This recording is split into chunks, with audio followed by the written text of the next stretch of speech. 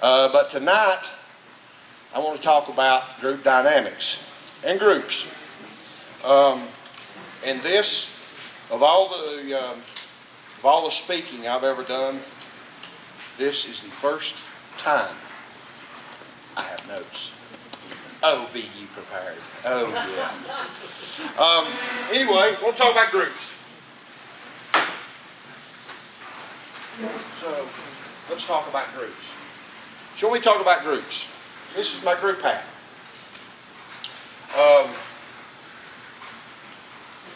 All these conferences, everyone talks about a group. A group. We need a group. We need a prep group. We need a group. We need a survival group. We need a group. A lot of people don't understand what that means. A lot of people have a misconception that, when things get real bad, we may have to come together with people. But, life will pretty much go on. It'll be a world without electricity. Well, I can assure you, no matter what disaster scenario you throw at me, be it economic collapse, the dollar dies, peak oil, EMP, hyperinflation, it all ends in the exact same place. The grid goes down. It's gone. Hyperinflation, why in the world would it go down for hyperinflation? Can't pay your bill. Can't pay your bill. What are you going to pay the guy that goes out there at 2 o'clock in the morning to saw that down tree off that power line in? If the dollar's dead, we're going to pay him in chickens. He ain't going.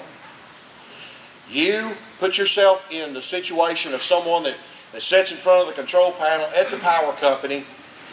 You go into work and you're leaving your wife and kids at home by themselves with riots in the streets.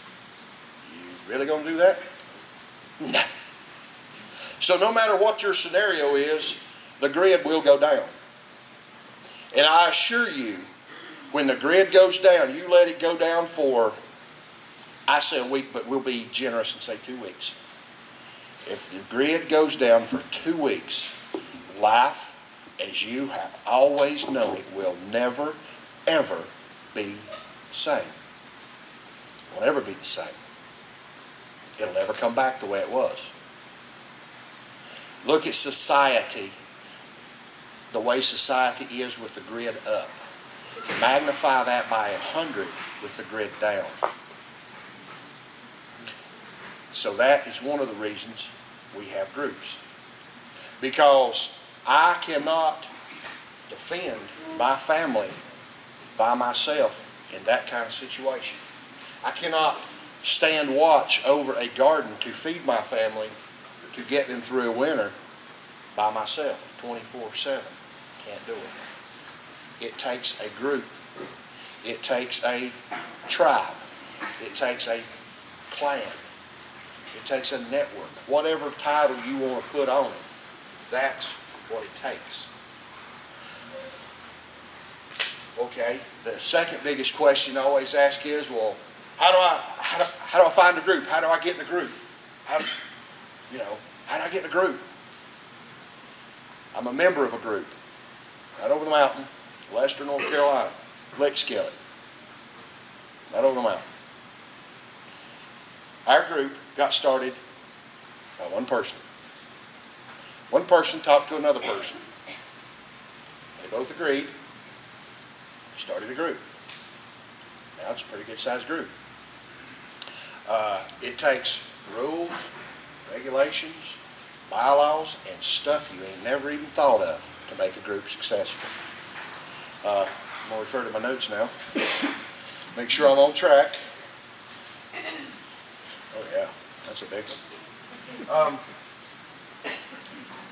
Essentially, a group. When you're talking about a group, I'm going to shock the hound out of all of you. Because it goes against the very core and fundamentals of my personal belief. A group is communism, socialism, pure and simple. There is no individual. It's about a group. It's about a collective. Key word in communism is commune. All things common. Now, it's not the Karl Marx communism. It's more along the lines of the Native American tribe. All things common. I heard a person say the other day, they were talking about their little group, and they said, we're having trouble with our little group because, when we get together, we all seem fine, but said, as I talk to them individually, this one says, I don't trust Sam over there. Goes over to Sam. I don't trust Bill over there. You don't have a group. You don't have a group. If it's to the point to where you still have your stuff, this is my stuff. Y'all got your stuff. This is my stuff. You do not have a group. If I'm sitting on 14 cases of freeze-dried food, the other members of my group have nothing, how long will we survive? If it's mine, mine, mine. Not long. Probably what's going to happen is the members of your group gets hungry, look over at your 14 cases of freeze-dried food and put a bullet in the back of your head. If you have a group, all things common. You have a group retreat, a group location. Everybody needs to be vested in that location. You're going to say, well, I'm gonna bring my stuff if something happens. Really? Our group is set up. If I left this building right here, right now, buck naked, I would show up at our retreat, and in the course of 10 minutes, however long it took me to break into a 55-gallon drum, I'd have clothing, weaponry, ammunition, medicine, whole 9 yards. Feds bust my door down in the middle of the night, throw me in the street, burn my house to the ground. I'll have food, I'll have underwear, I'll have socks, I'll have medicine, I'll have everything I need. Everyone's got to be vested at a retreat. Got to be vested. If it's just a place, a fictitious place, it's not going to work. People talk about a bug out. Boy, when you told me to be serious when I was talking, you wasn't kidding, was you, Jan? Most serious talk I've ever given.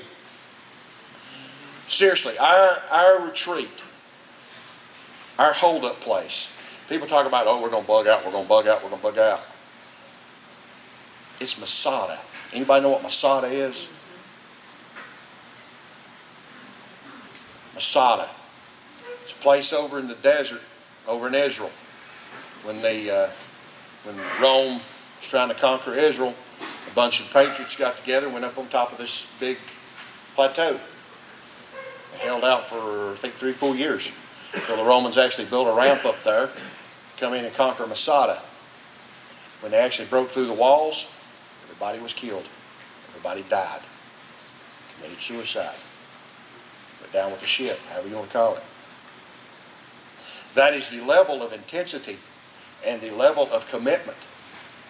If I bug out from that location, where am I going? Where am I going to run to? If it is so bad I have to leave that place, where am I going? I've got food, I've got water, I've got shelter, I've got medicine, my kids are safe, my wife is safe. Where are we going to go? If it is a force so big and so powerful that it can take that, it's Masada. It's Masada. Alamo, however you want to phrase it. A lot of things about group dynamics, a lot of people don't come into realization about. You are marrying other people. It's like a marriage. You're going to be living close in 10, 15, 5, 8, whatever the number is, people. Now, if you're like me and a real good people person, anyway, it won't be hard for you. But you get that many people together under that kind of stress and strain, oh, there are going to be problems, big problems. And I'll go over in a minute the different jobs within our group and how we set it up and how we run it. But one of the things that we have is a disciplinary board. This disciplinary board's for our kids. Let's say you've got 2 kids, you got 2 kids, y'all in the group together. Kids is out in the yard playing, okay? Something gets broke, something gets tore up, they're kids. Whatever happens. All right? Somebody, Billy hits Bobby or whatever, it don't matter. So, mother runs out here and grabs her kid, and the mother runs out there and grabs her kid, okay? And you got one set of parents that's gonna pick that child up in the nape of the neck and wire its hind end out. You got another parent that's gonna jerk that child up and say, all right, now Billy, you sit here for 10 minutes and you think about what you've done. You don't think that's gonna cause some problems within that group? Oh yeah. Yeah. Suddenly this mother is against this mother. This mother's saying, I can't believe Janice did that. That's not how I would handle that at all. She's raising a hellion. Then you've got infighting within that tribe, within that group. So we got a disciplinary board. If this family unit and this family unit is involved with it, if it's their kids involved, they're off the council. We pick from the other members of the family, say, listen, you 3 are on this council. You're going to hear what happened. You're going to weigh the evidence. You're going to issue the punishment. It'll be fair. Kids will be treated the same. Anybody ever thought about that? Communism. Anyone that's been in the military, did you show up and wire what you wanted to wire? We never had Freaky T-shirt Friday. Never happened. We had rules. We had regulations. We had organization. Everybody looked the same. Everybody ate the same thing. That's the way it is in the group. Our group, let me just go over that.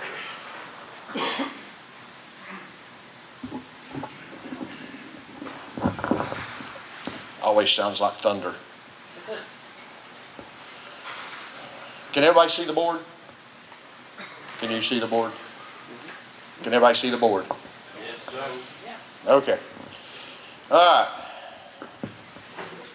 We have, how do I get this loose? Stand by.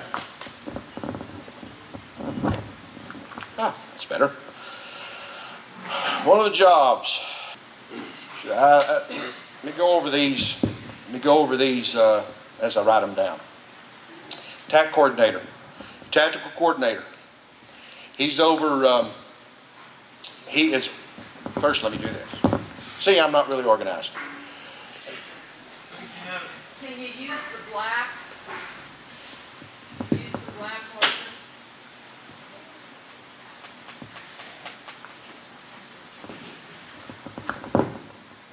Yes, I can. Oh, you want me to? I'm sorry. Smart aleck.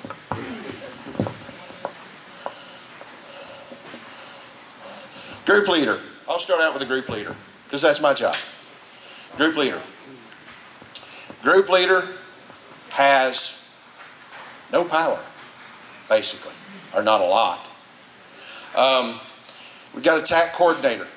Tactical coordinator is over all things tactical. See, words even work. Sets up the perimeter, how we're running perimeter, LPOPs, that kind of thing. Puts together the guard schedule, when we're going to switch them, what time, how long are you going to serve. These 2 positions are also the only 2 people at our retreat that'll ever key a mic. That can ever key a mic. Now we've got a comms officer that could pretty much rebuild any radio known to man perfectly absolute knowledge on how to work a radio. But without sign off of these two people, he can't a mic. No one keys a mic without it going through these two people first. That's a rule. But the TAC coordinator, he is over, if he thinks we need to go on a patrol, he's the one that sets that up. The group leader cannot overrule the TAC leader on nothing. You don't overrule him. This is a SME, subject matter expert.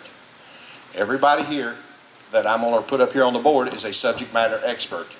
I am not a subject matter expert. If you knew who our TAC coordinator is, you'd be like, oh yeah, you should keep your mouth shut and sit down. But our TAC coordinator, he is the subject matter expert on all things tactical, all things that go bang and bump in the night. He's the man with the plan.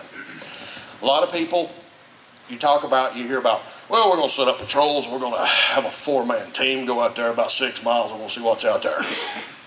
Really? I don't care what's out there 6 miles from me. I'm going to sit right here with my stuff, my wife and my kids. I don't care what's happening 6 miles from there. Now, we're going to patrol, but we're not going out there, we're not trying to keep, VC off the Ho Chi Minh Trail or nothing here.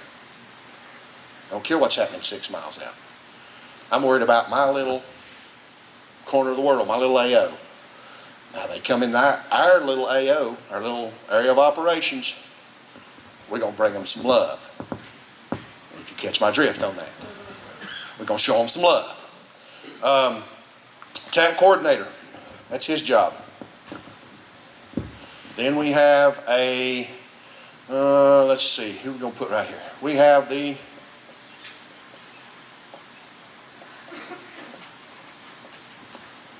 farm boss. Guess what our farm boss is over? Farm. He gardens.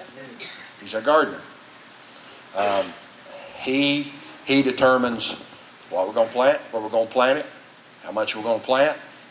He also will come to the group leader at the morning meeting and he'll say, weeds is getting pretty bad in there, I'm going to need some people to hoe. At the morning meeting, all of our heads of all of our departments, group leader will say, who can I have today? TAC coordinator may say, well, I've got this, and then this one on guard duty. So you can have this and this and this one. And we go and hoe. Does the group leader go and hoe? Yes.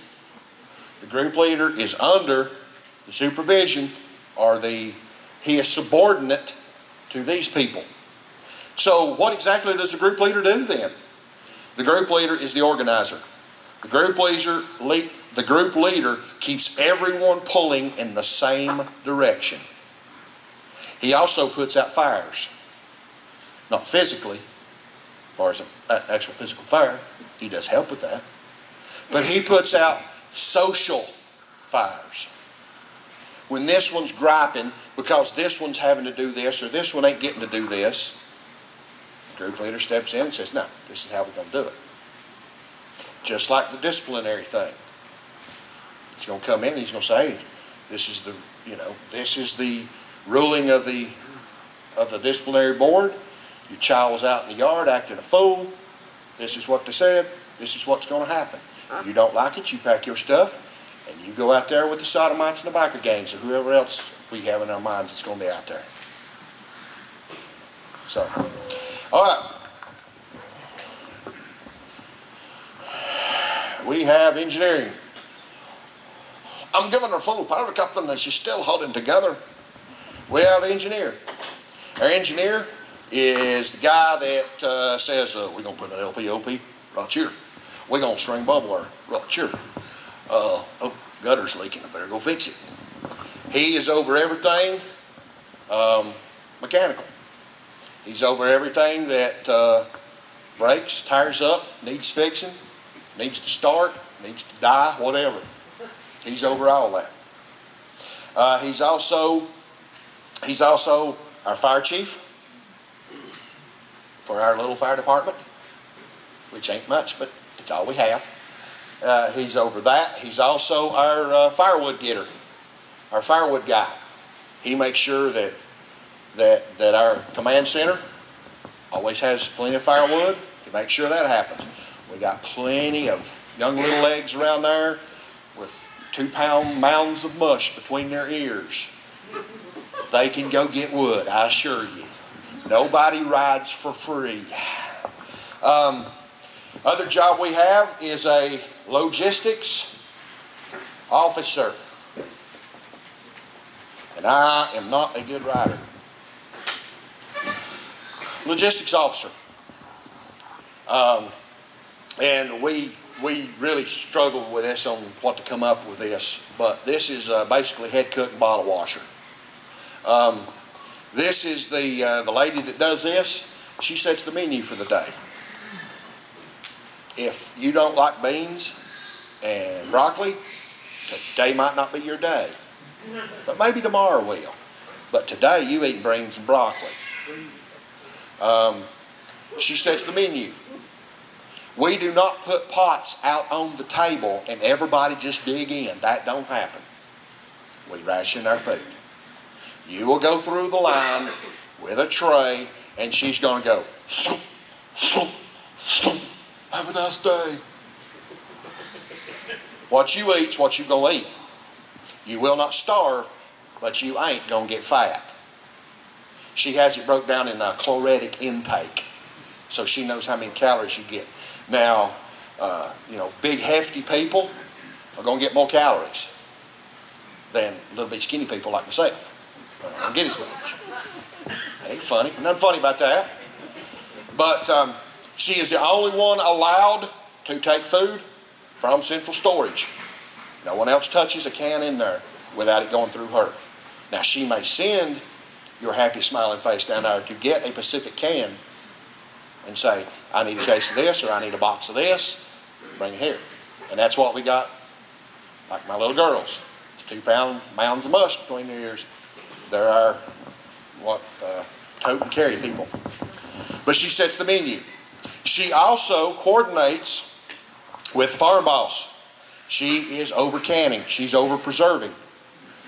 She says, I need help. I've got 18 bushels of beans to put up. I need some help. We get her the help. We divert people within the group and say, okay, Mr. TAC coordinator, you're not on guard duty. Guess what? You're washing jars today. I don't care how many tours you serve to Vietnam, you're going to be washing jars. It's all part of it. Same thing with the farm boss. Farm boss comes to her and says, that corn's about ready to pick. Better get ready. She goes to washing jars. That's her job. She sets the menu. If she says, for breakfast everybody's eating grits with sausage, little sausage chunks mixed in it. It's pretty good. See, what we do, we have group meetings once a month, and we try all this stuff. It's another thing. We have group meetings once a month. Our group gets together once a month. What does it take to get in a group meeting? $100 a unit. In other words, if you're a unit, you two's a unit, you two's a unit, you two's a unit. $100, $100, $100, $100. Everybody brings $100 to the table. That goes into the group pot. Group pot. If we want to buy a new scanner, it comes out of the group pot money. If you get your britches in a bunch and you say, I don't want to be a member of this group no more, guess what? You're walking away with whatever it was you brung, but you're not walking away with anything that group bought. It stays with the group. You know that coming in. See, a lot of people will come to join a group, but they really have no concept of the discipline and commitment it takes to be in that group. Because it's not just, oh yeah, I'm in a group, yeah, we got it made. I did a radio interview one time and they asked me, they said, what's prepping? And I told them, I said, prepping is a fancy word for hard work. That's all it is. It's hard work. Ain't nothing easy about it. There is no one job. There is no one career. I don't care if you have been a Navy SEAL for 45 years. You're not the greatest prepper ever lived. Don't work that way. I got a friend of mine that spent 14 years Force Recon. We was talking one day. And, you know, he was talking about, oh yeah, we do this, we do that, we do this, you know. I said, how many pounds of pressure and how long do you have to, you know, how many pounds of pressure does the counter have to be on and how long do you have to have it on that poundage in order to preserve your meat? I said, what did the Marine Corps teach you about that? Oh, you never learned that junk, Marine Corps. They never taught us that. Really? So you don't know everything, do you? But you don't. There is no such thing as a perfect prepper. They don't exist. Everybody is going to bring something special to the table. Everyone has life experiences. Everyone has something to offer. I gave a talk a couple of weeks ago, and I told them I had rather have a little white-haired lady knows how to sew, knows how to cook, and knows how to can, as I had a 4-star Green Beret Navy SEAL Delta Force. Why is that? Because I'm probably going to want to eat a whole lot more than I'm going to need to know how to run a cloverleaf formation out here, or how to set up an L ambush. Do I need to know that? Yeah. Do I know that? Yeah. But you're going to have combat and war is hours upon hours upon hours of sheer unadulterated boredom, followed up by seconds of unadulterated terror. You're going to experience boredom a whole lot more than you will terror. That's the way it's going to be. You're going to be hoeing the garden a whole lot more than you're going to be, can I get some? I mean, you know, that's reality. You know, so they're going, it's blazing hot out here. There ain't nobody coming down this darn road. You know, that's what it's going to be. Okay, give me another job real quick. We have the communications officer, comms guy. Communications officer. He makes sure that that radio is manned 24/7. Oh, logistics officer. She determines who cooks. She is in charge of all cooking. She does not do all cooking. Let me make that point. She does not do all cooking. She says, Brenda, you and Gladys, y'all cooking lunch. Me and Sally cook breakfast. She makes sure that somebody's cooking a meal. Now, with our meals, let me go back to my meals because I'm really a big fan. We eat one meal a day. Big meal. We eat one big meal a day. We eat it 2 o'clock. We eat 2 o'clock. Anything left over is supper. Anything left over from supper is usually dog food. And there ain't going to be much left over, I can assure you. Breakfast may be a bowl of grits with a little bit of sausage mixed in. Maybe some oatmeal with a little bit of cinnamon, a little chopped apple maybe. It's breakfast. Will you get fat on that? No. Will you live? Yes. I mean, let's face it. When I was a kid, a large drink was this size at McDonald's. You remember them days? Now, it looks like a chicken bucket from KFC. Things are huge.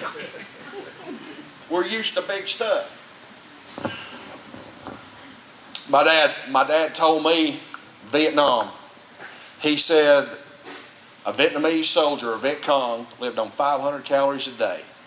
And he said, I have seen them strap a 55-gallon drum on their back with a strap going around their forehead. And he said, I've seen them jump 3 strands of concertina while they're doing it when we got overran one night. 500 calories a day.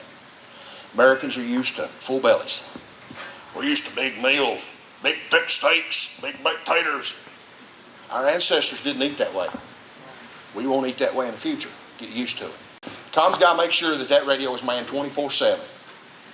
Does he have to be monitoring that radio 24/7? No, but he makes sure it's done.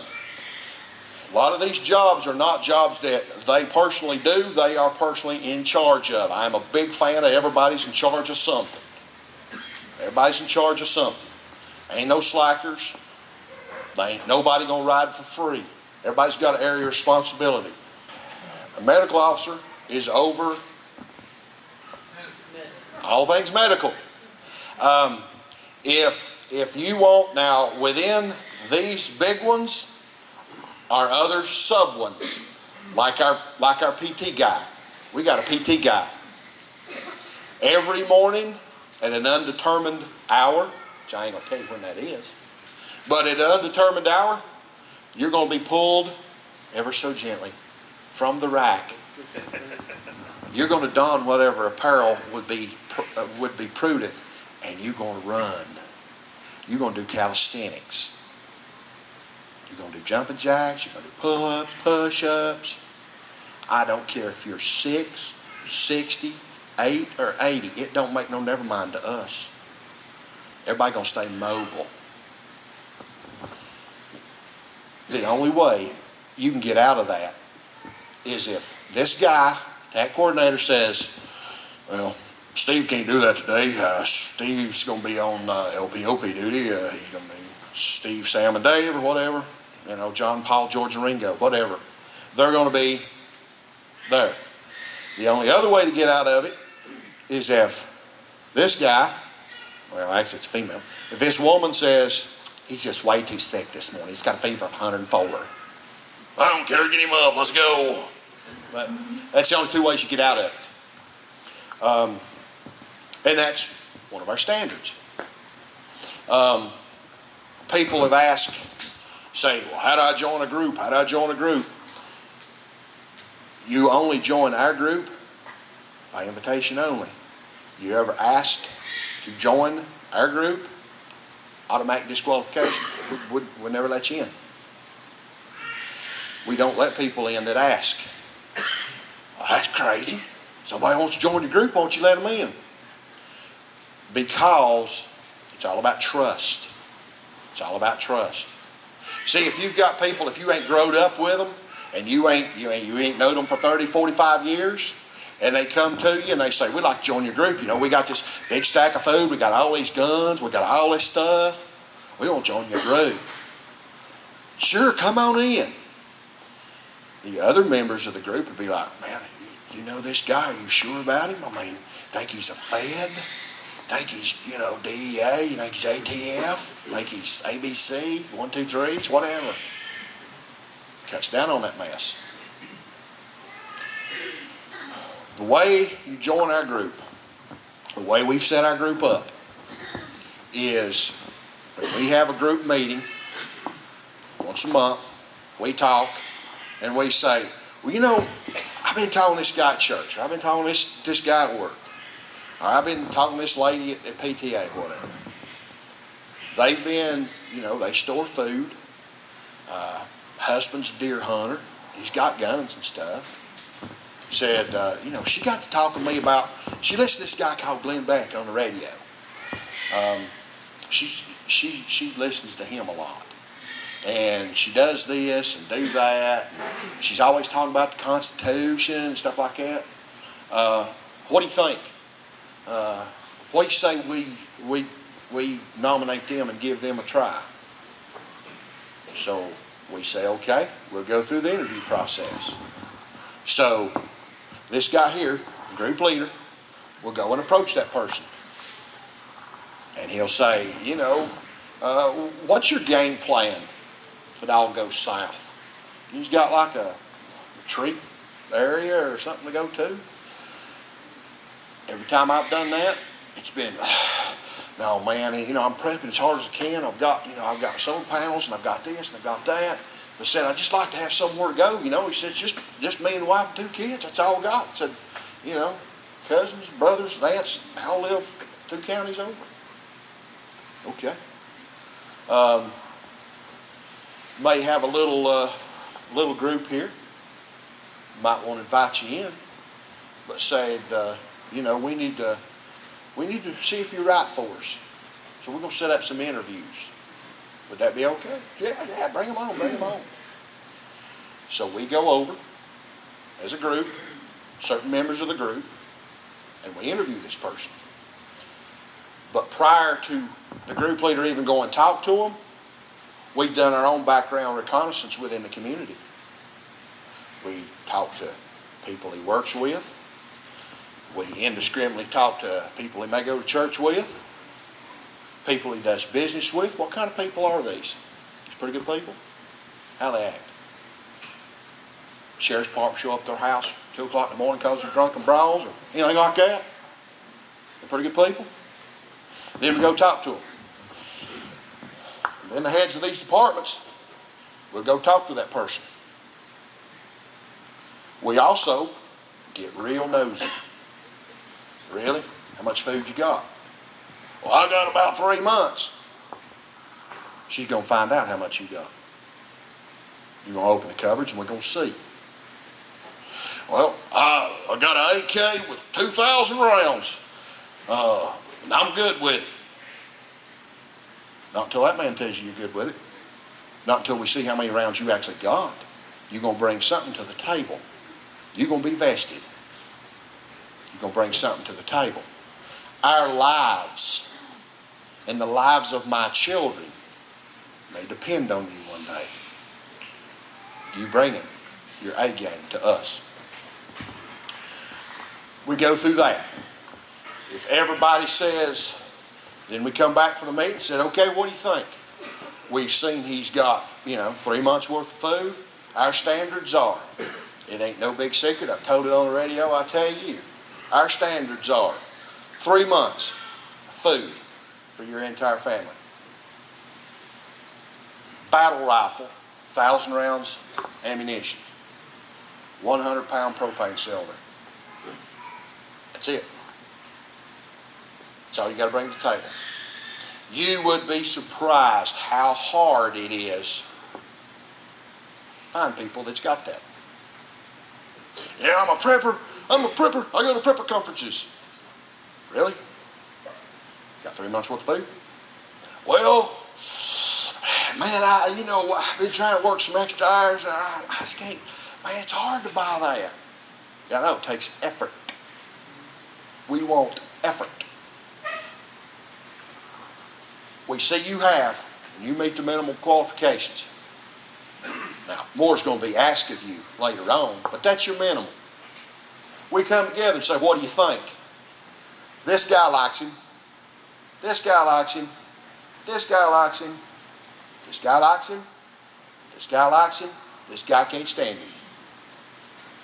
Thought he was just a little bit too rude to his wife. Guess what? You didn't make the cut. If we don't have 100% total agreement, it's like joining a fraternity. One black ball, you're out. One of them doesn't like you or sees potential for problems for you, you are gone. We've revealed nothing to you other than we got a group. Don't know where it's at, don't know what we're sitting on, don't know any of our stuff. Why so strict? Why that? Because when the chips are down, we do not want infighting amongst them. I told you we shouldn't have voted him in. I told you this was going to happen. I told you. Tell me that wouldn't happen. 100% agreement. We are all pulling in the same direction. My life depends on this man, this man, this man, this man, this man, this man. Depends on all of them. If I go down, these people are going to raise my children.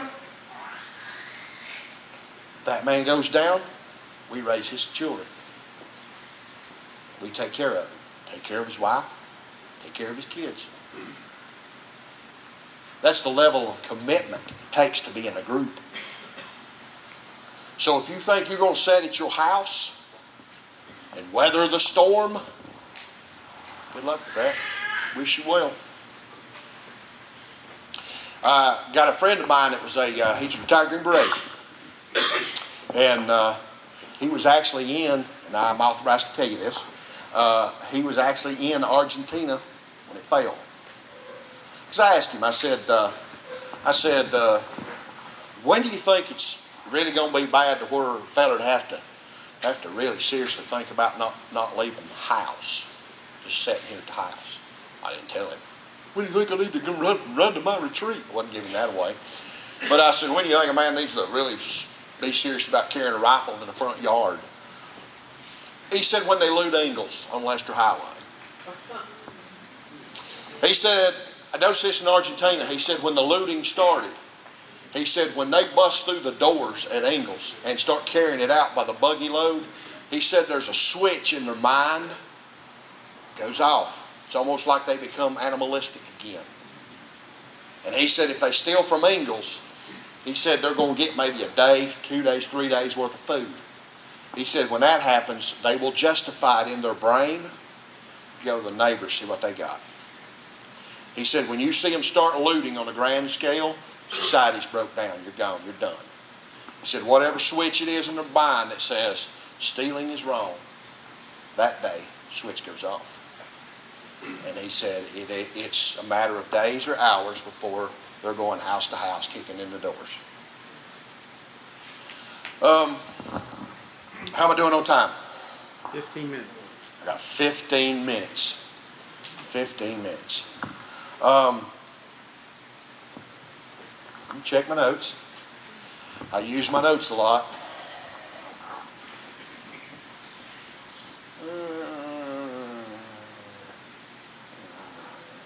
Okay, hey, I'm done. What do you know? There's a lot of other stuff I could go into that probably cause you not to sleep for 3 days. But I'll try not to go into that. That gets a little weird. Weirds people out. But if you stop and think, if you really stop and think and do some thinking on this matter, you will see that anything dealing with a group, having to be in a group, being brought together as a group, is a very dark place. Nothing fun about it, nothing glorious about it, it's dark. Because it's Masada. You know where to go from there but the gates of glory. That's pretty much it. Any questions? Let's do some questions because I'm done with my little outline. Okay. No question? Is your logistics officer, do they do all the inventory of all your food and everything? Or is the farm office? Yes. The logistics officer keeps track of all inventory, says what's going to be pulled, what's not going to be pulled. Also, it's very specific because in a food storage area there may be a can of no-no in there you might not want to open and eat. And that's just a security precaution. So it's, go ahead. The people in y'all's group, I guess, some probably live close by, maybe they could walk or something, DMP type that. Are any of them like 50 miles away? The farthest distance anyone would probably have to come would be around 20-something miles. 20-something miles. You first, then you. Go ahead. Logistics officer keeps track of how much ammo, protection supplies? No, or is that no. all tactical? No, that actually, there is a sub one who's actually got another job. He's actually part of this, but it's a sub job. Everybody has, you got major jobs and sub jobs. One of his sub job is armorer. He's our armorer. He is the only one that can pull ammunition from storage. And he's below farm boss? No, he's actually the farm boss. He has 2 jobs. But being an armorer shouldn't be a full-time job. Right. I mean, after you've got, a 50 cal ammo can full of PMags sitting there, you pretty much should be done for that week. Go ahead. Being a stranger in this area, I moved there about 3.5 weeks ago, specifically to be out of a high-density population. Where you from? Northern Georgia? I'm originally from New York. I lived in Maryland. I've lived in Jersey, Maryland, Florida, and now here. I'm sorry. Okay. So my chance of getting accepted into a group is probably slim to none, because nobody knows me. Not necessarily. Start your own. Start your own. This guy here did. Started his own. Okay. Standardized weapons? Yes and no. Yes. Predominantly, we have standardized weapons, but one of the guys feels like that he absolutely positively has to have a 308 M14, so we let him, because he owns the land.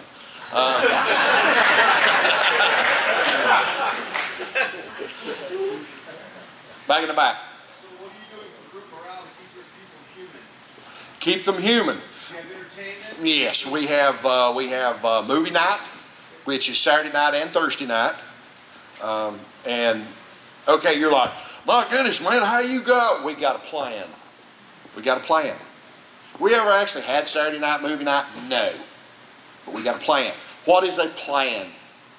Generalized accepted platform for change. But we got a plan. Because without a plan, it's kind of like a road map.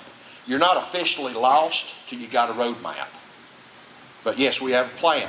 We also have our medical officer has medical histories and medical records of our group, knows the blood type of everybody, knows allergies, knows the whole 9 yards. It's part of her job.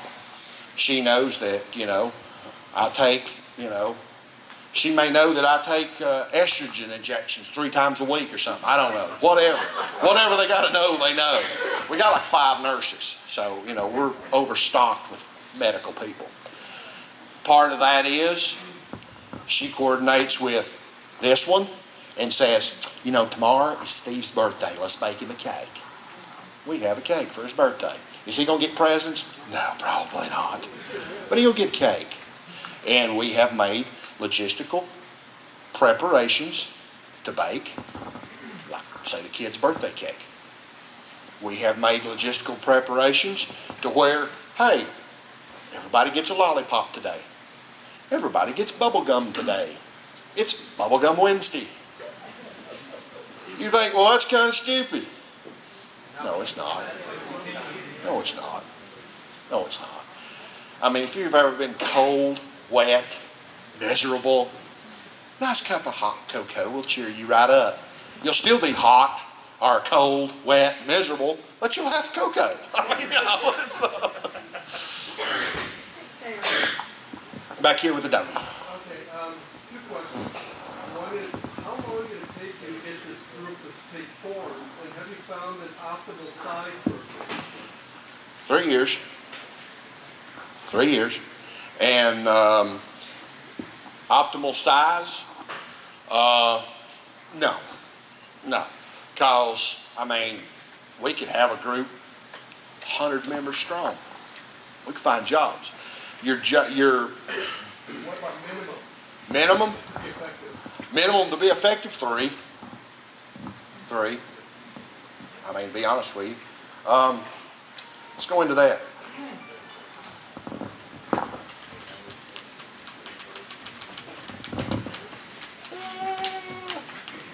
Okay. Everybody's always talking.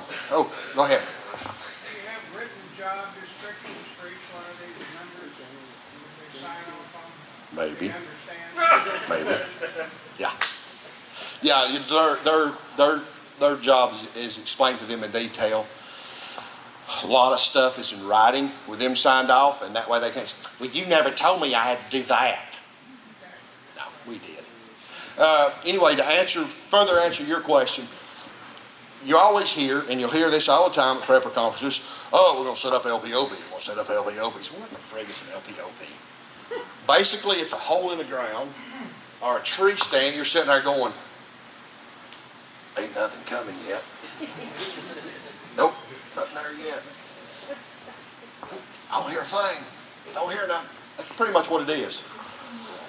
Well, let's say you've got say we got the Alamo here, and the amount of people that you have determines the type of defense you have.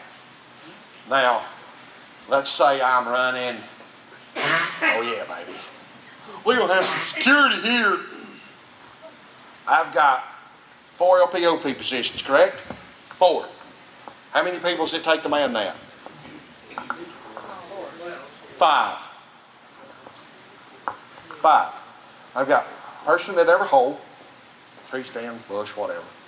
Plus I've got one here at rock. Put the information together. Right.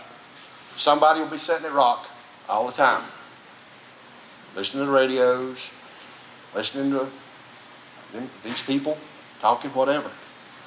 I'm going to have more people if I'm running that. I'm going to have 5 people round the clock. That's 5 people that cannot garden. That's 5 people that cannot can. That's 5 people that one goes down and gets sick, I got to replace. That's weakening me even more. Always 5. So you count the people you got, and it's like, okay, 5. Okay. The numbers, you start having to have more and more people. Or you could run, this is getting a little complicated, or going deep in the weeds maybe. Now a triad. Let's say that's north. That's north. So that would be Boston. That would be Alabama. And now let's make this work out better. Got my arrow wrong. It's Alabama. Okay. I got my whole drawing off. Anyway, say this is Kansas City. Anybody know why I set it up like that? Line of sight.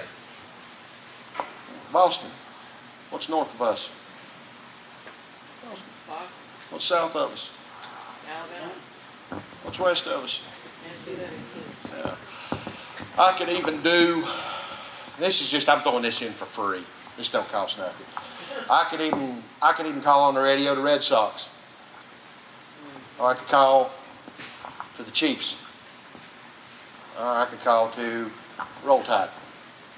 That's just a communication thing. But anyway, how many people does it take to do that? 4. You could even break it down even more. Say that, 2. So your group size will determine how you're going to defend it. I mean, I could defend this building very well with 1st Armored Division. Not so well with me and Bubba Jean and a shotgun. You know what I'm saying? So it all depends. Yes, ma'am. Could you give us an idea, you said y'all meet once a month, Yes. and, We eat too. It's real good hot dog cooking. right, so that's everybody, all the kids, all the adults? Negative. Our kids are not involved. Oh, okay, so y'all meet once a month, and for how long, every day, and do you actually go through your steps and? We meet once a month. Generally, it is representative of every sect. We'll call them a sect. Like they may be, this family of 6, this family of 4, this older retired couple, representative. Now, a lot of times it will be, everyone in attendance will be the heads of those departments, which works out as a sect. But yes, our kids are not invited to every one of them because a lot of times we're talking about stuff that gives me nightmares, not to mention the little kids. But then we have get to know one another and fellowship time. We have a cookout and just sit around and talk about ball games or, how racist Sterling is or something. I don't know, whatever we talk about. But you don't go through what you've got, I mean, as far as all those different stations, you already know that you set up an ammo and arms, and you already know your food, and you already know all that, or do you go through that again? Oh yeah, we plan. Oh yeah. Okay. I'm just that way. almost obsessive compulsive. I need to know exactly how many Band-Aids we have and if we've added any more. How many aspirin we have. Also, we go over just little quirky junk like that right there. Now, this has nothing to do with me. I just made this up right here. But junk like that. We actually have radio codes we go over, pass out, go over the new ones, make sure any corrections, whatever. We've got procedures for a lot of stuff. It's a lot of work having a group. Back in the back. Is there a publication you could recommend to the crowd, a general publication that your system is modeled after, or a series of publications? No.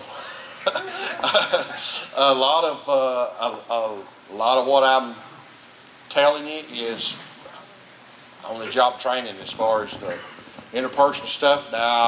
Now, we'll say that there is a book, and I don't have no idea where you would get your hands on this book, but it's setting up a Special Forces A camp. It's about that thick, and I don't even know if it's a publication anymore. The edition I've got is from my dad's, and it's like 1963, 4. But there's a lot of good information in that book. Okay, here. Rich, how did you determine where that location was gonna be to begin with? Did you go out and buy land, or did you have somebody had property that you said, okay, this is the ideal spot? How did you come up with that? Improvise, adapt, and overcome. I recruited. I looked around and said, I ain't got to make a real retreat right there. Let's go talk to that son of a gun. No, seriously, that's basically how we did it. When the group got started, like I said, it started by one guy. You know, me. All right. I talked to another friend of mine at church. We got to talking about Fox News. Oh, I've been watching Fox News, man. What's church do? Yeah. But the funny thing about this guy is, let me tell you about this guy. This guy's a core member. Dude made fun of me for years. I mean, every ridiculing, snappy, comeback, smart alecky thing he could say about me, he did. Oh yeah, what about Ranger? Oh yeah, I just got Ranger's out. He's saying all kind of stuff. That's all he did. One night, about 3.5 years ago, he called me. He said, dude, let me ask you a question. Some gun never called me. Called me out of the blue. He said, let me ask you a question, dude. I said, okay. He said, stuff like Campbell's Chunky Soup. He said, how long will that stuff last? Really? I said, well, might near about 15 years, probably. Then I go to explain it, and he goes to talk about it. He said, you know, he said, I've been thinking an oil lamp would be a real good thing to have. I said, yeah, oil lamps would be great. I said, how much oil are you going to keep? Well, you know, I'm going to have some oil for that thing. And I said, yeah. I said, what happens if the globe breaks on it? You got any extra globe? No, I need to get me some of them globes. What about wick? You got wick? I need to get me some. He said, my God, he said, that stuff just snowballs, don't it? I said, yeah. Welcome to my world. Yeah. Yeah, it's a long, hard road, big boy. So how'd you come up with your location, bud? Okay, I'm getting there. I'm Irish. I got to tell the story. Because I could almost tell when this happened. I remember when we first met you, and I could just see the little wheels going in your head. I got to tell them the story. But went to church with this guy, and actually kin to the guy, and got to talking with him. And you know, he sits and watches Fox News for hours. You know, between that and the Weather Channel, that's it. That's all he watches. And Oklahoma football. That's pretty much it. And I got to talking to him about, you know, what state of the economy, need to do this, need to do that. Yeah, we need to do that, we need to do that, we need to do that.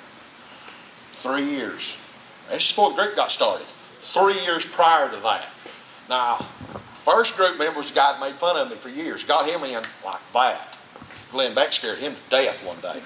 Got him in easy. This other guy, I've been talking to him for 3 years. 3 years I've been talking with him.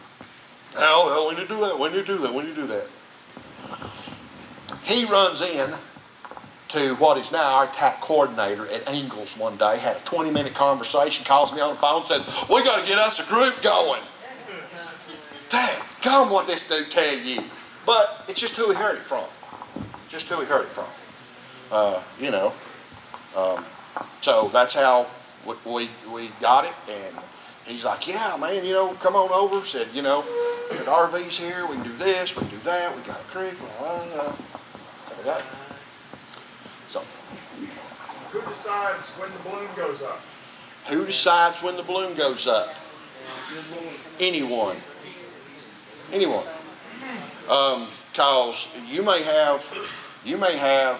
live 10 miles on out the road from me. You may say, hey man, and, the old James Wesley Ross, the biker gangs are coming. To me, that's the balloon going up. Or, like I said, we all know they start looting Ingles, and we'll start heading that way.